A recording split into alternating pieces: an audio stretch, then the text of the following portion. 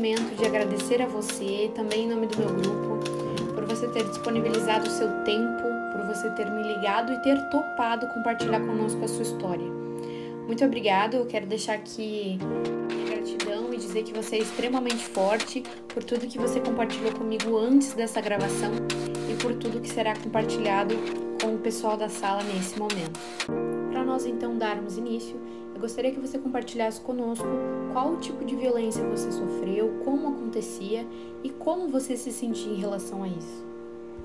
Então, Heloísa, o meu tipo de violência psicológica foi a familiar.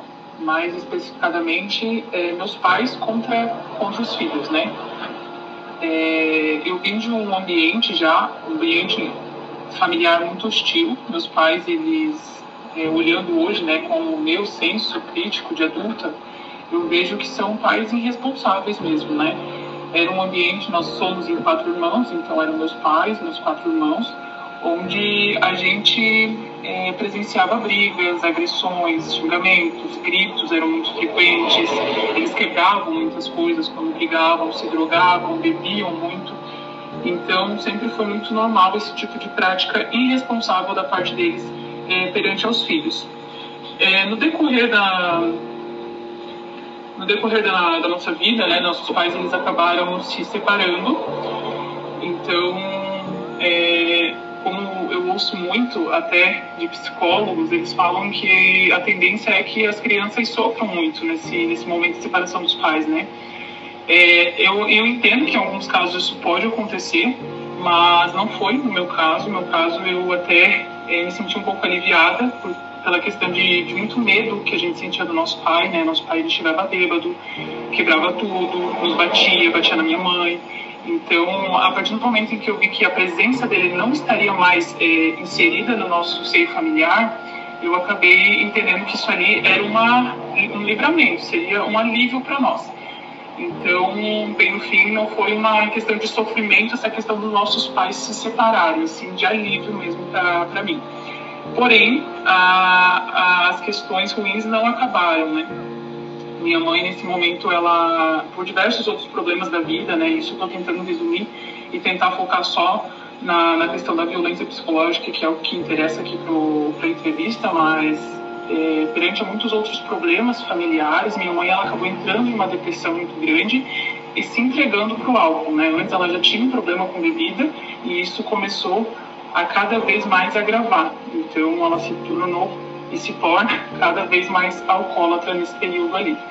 Então, a necessidade de muita coisa básica em casa acontecia e minha mãe não trabalhava, a gente era pequeno na época e a gente tinha que presenciar então a minha mãe chegando bêbada, quebrando e fazendo todo aquele show que meu pai no passado fazia. Meu pai acabou se distanciando muito, faz anos que eu não vejo meu pai, depois da separação ele acabou casando de novo, não tem filhos, mas acabou criando filhos dessa outra esposa dele e não teve mais contato com os filhos dele. Agora, depois de adulta, ele até tentou contato, porém, por uma escolha minha, eu acabei não querendo. Então meu pai, assim, meio que nesse momento ele sai de cena. Minha mãe, então, ela começa a agir como a agressora nesse momento em relação à violência psicológica. Minha mãe, como ela tem problemas com bebida, quando eu completei os meus 14 anos, quase 15, né, 14, 15 anos, eu tive que trabalhar, né? Então, desde muito cedo, mesmo antes dos nossos 15 anos, com todos os meus irmãos, a gente sempre teve que tomar posições de grande responsabilidade, né? Então, tive que começar a trabalhar porque a gente precisava trazer o sustento para casa. Então, ali eu não ganhava muito na época. Eu lembro que eu tinha que estudar, fazer curso e trabalhar. Então, eu não conseguia trabalhar em tempo integral. Eu ganhava 480 na época e só o nosso aluguel era 400. Então, assim, muitas das vezes eu deixava de pagar o aluguel para a gente poder ter o que comer. Então, acabou que eu tomei frente muito cedo das responsabilidades de casa e da família. Conforme o tempo foi passando, a minha mãe ela foi tendo atitudes que conforme você vai crescendo e vai tornando uma consciência, você acaba repudiando essas ações, né? Então, eu confrontava muito a minha mãe. Por exemplo, quando ela trazia homens para dentro de casa, eles ficavam o dia todo em casa e eu trabalhando, e eles, sei lá, comendo pão e o leite que eu trazia para os meus irmãos, sabe? Então, acabava que a gente brigava muito. A minha mãe, ela me batia nesses momentos, me jogava para fora e dizia que ali quem mandava era ela fazia o que queria porque a casa era dela. E é o que muito acontece, né? Quando os pais, eles entendem que por ser pais, eles mandam e não interessa o que eles decidem, é ordem e a gente tem que acatar. Então, por diversas vezes eu entrei em conflito com a minha mãe e achava ruim o que ela fazia por ser ruim de fato, né? Hoje eu consigo entender que eu não estava errada naquele momento, mas enfim, acontecia essa divergência ali no momento. Então, ela começou a ter essas ações. A minha mãe, ela teve um episódio que ela me agrediu na rua. Tiveram populares que ligaram para a polícia e ela foi presa por agressão nesse momento. E eu lembro que eu não queria isso, né? Porque eu tinha 2 irmãos pequenos, então, por eles, e por mim também, minha mãe, gente, assim, não é porque aconteceu tudo isso que eu deixei de amá-la, tá? Isso eu vou até explicar no final, mas, assim, minha mãe, obviamente, a gente não quer que passe por uma situação ruim dessa. Então, não fui eu quem fiz o boletim na época, quem tomou como responsável por mim foi o Conselho Tutelar. Então, eles que fizeram o boletim de ocorrência. Eu precisei aparecer em algumas audiências, então acabei depois tirando as acusações por minha conta, né? Para que ela não precisasse responder judicialmente por aquilo, né? Eu ali mesmo, por mais que não estivesse tudo ok, eu disse que estava para ela poder sair daquela situação judiciária. E depois desse episódio, eu lembro com muita clareza que as coisas, para mim, elas dificultaram muito mais. Então, o que antes a gente já não tinha muito, eu comecei a não ter ainda mais, sabe? Então, minha mãe já não cozinhava para mim, não lavava minha roupa, nada. E eu comecei a ficar revoltada com isso ali, porque eu era a única que provia em casa e mesmo assim eu não tinha o reconhecimento dela, né? Então, eu decidi sair de casa. Nesse momento foi uma decisão bem difícil para mim, porque eu tinha meus 2 irmãos pequenos ainda, né? Eu tenho uma irmã mais velha e 2 menores, e eu, somos em 4, né? Então, na época, os 2 eram pequenos e eu tinha receio de sair, porque eu sabia que a partir do momento que eu saísse de cena, eram eles que iam sofrer tudo aquilo que eu estava sofrendo. Então, eu pensei muito bem, mas eu cheguei num momento, assim, que eu precisava fazer algo e agir por mim. Então, com meus 17 anos, eu saí de casa, eu aluguei um lugar para mim, eu construí ali a minha casa com muita dificuldade, né, o meu lar, de fato, onde eu tinha paz, onde eu conseguia já de uma vez, né, como antes eu também já cozinhava, já trabalhava, já sustentava a casa, eu comecei a fazer por mim. E ali, aos poucos, eu fui ajudando os meus irmãos também. Nesse momento, a violência psicológica, ela começou a ser mais clara, assim, pra mim, sabe? No início, a gente sempre acha que tá errado. Então, a minha mãe, ela começou, por exemplo, bebia, 3, 4 horas da manhã me ligava, e aí a gente atende, né, porque é preocupado, às vezes aconteceu alguma coisa, e ela ligava bêbada, chorando, dizendo que eu não amava ela, que eu não ajudava em nada, que ela estava sem nada em casa e eu não dava bola para isso. E, obviamente, você se frustra com isso. Você consegue, nesse momento, entender o lado da pessoa e achar que, de fato, o errado é você. Você simplesmente largou a pessoa que te cuidou toda a tua vida, entre aspas, né? Que hoje eu vejo que o cuidado foi o que não tinha, mas, enfim. Você largou essa pessoa e ela tá ali passando por coisas horríveis e você não tá ajudando. Então, eu me culpava muito na época, assim. Aos poucos eu comecei conforme você vai amadurecendo, né, conforme você vai se tornando adulto, você vai percebendo que essa situação, ela não é de fato como os agressores te colocam, né? Tu consegue ter teu senso próprio disso. Então eu acabei vendo que a única pessoa errada disso ali não era eu, né? Na verdade, nós, filhos, isso acontecia com todos os meus irmãos, tá? Principalmente com a minha irmã mais velha e comigo. Então nós éramos as real vítimas, né? Por mais que essa pessoa esteja em depressão, por mais que essa pessoa ela não tenha culpa também do que está acontecendo, não dá o lugar, não dá o direito a ela a te pôr numa situação dessa, né?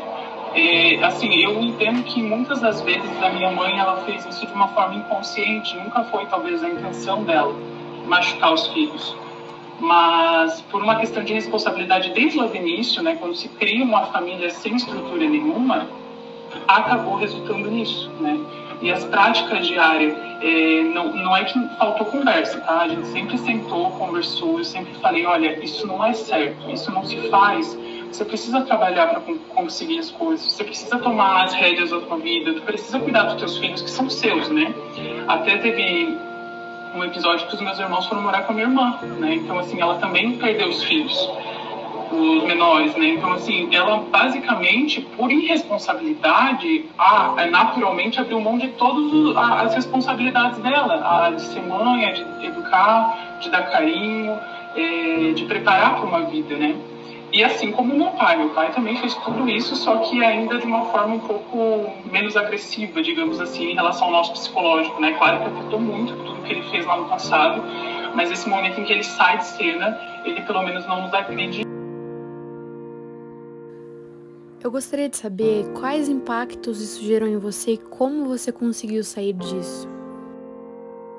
Então, depois de adulto, né, como eu disse, a gente consegue, eu acredito que seja um momento em que essas crianças fragilizadas se tornam adultos desconstruídos e acabam, num sentido negativo, né, e acabam buscando ajuda.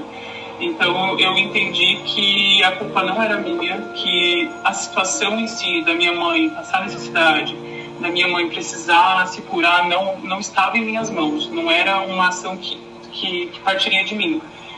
Foi muito difícil entender isso, tá? Não foi uma coisa que eu entendi com terapia, por mais que eu indique muito, tá? Isso me ajuda muito hoje em dia, mas não foi uma coisa que a terapia em si me fez vir.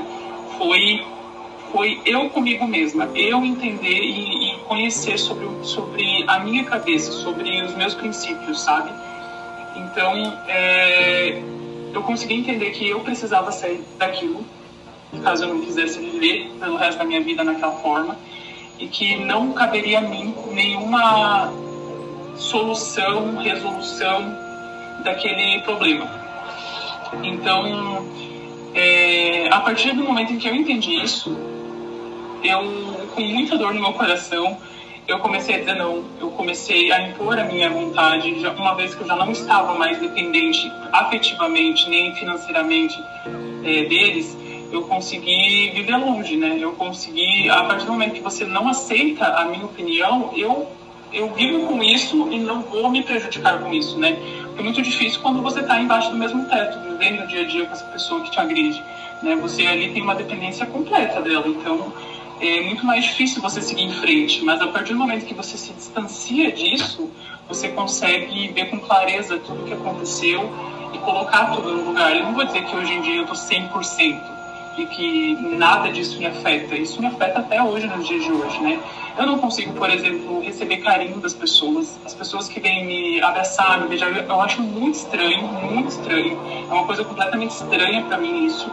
E eu não consigo demonstrar muito isso. Eu até tento, porque eu sei que é assim que eu vou mudar a realidade, né? Mas pra mim é uma coisa extremamente estranha. É muito estranho para mim receber ou então oferecer carinho. Isso para mim é diferente porque eu nunca tive, né? E hoje eu vejo dessa forma. Eu vejo que eu tive problemas no meu passado, que isso não diz sobre mim. Isso diz sobre quem cometeu isso comigo, que foram os meus pais. Eu jamais vou deixar de amar minha mãe por isso. É minha mãe quem me pôs no mundo. Eu tenho essa noção. Mas eu também entendo que existem mães que precisam ficar longe, sabe? Existem pessoas, parentes, que precisam permanecer longe para que a gente tenha um curso de vida mais tranquilo. E qual seria o seu conselho para os jovens e para os adolescentes que se encontram na mesma situação que você viveu? Então, eu não caberia a mim dar um conselho, porque cada caso é um caso, né? O que serviu para mim, a forma que eu me encontrei não é a mesma que outras pessoas vão se encontrar.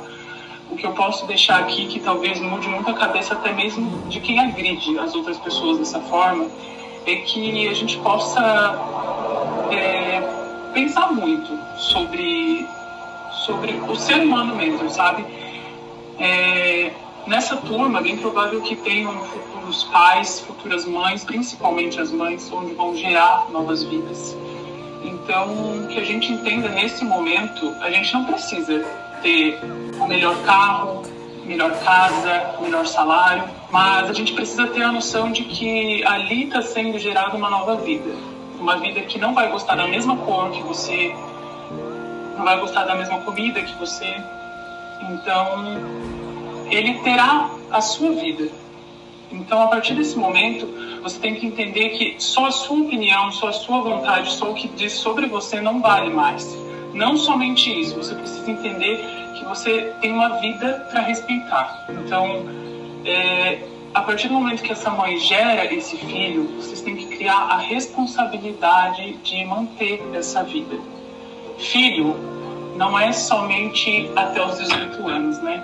A gente tem filho para sempre, então que a gente saiba fazer ações hoje para que sejam influenciadas novas atitudes favoráveis no futuro dessas crianças. Então, o meu conselho é: criem uma sociedade para o futuro sem problemas. Isso partirá da gente. Então, que a gente tenha consciência de que nossos filhos, eles não são objetos, nossos filhos, eles não são as nossas cópias, nossos filhos têm seus interesses próprios, e o mais importante é que a gente saiba respeitar tudo isso, porque se a gente não quer uma sociedade doente, se você realmente quer que seus filhos estejam ao seu redor no final da tua vida, que a gente tenha atitudes positivas hoje para que o ruim não aconteça no futuro. Eu acho que essa é a mensagem que tem que ficar para todo mundo. É sobre vida. É sobre vida. Todos nós somos diferentes e a gente tem que aceitar isso, por mais que a gente não goste. A gente tem que entender que uma criança de 5 anos, ela pode dizer não e querer que não fazer algo ou querer fazer algo, e a gente tem que entender o porquê.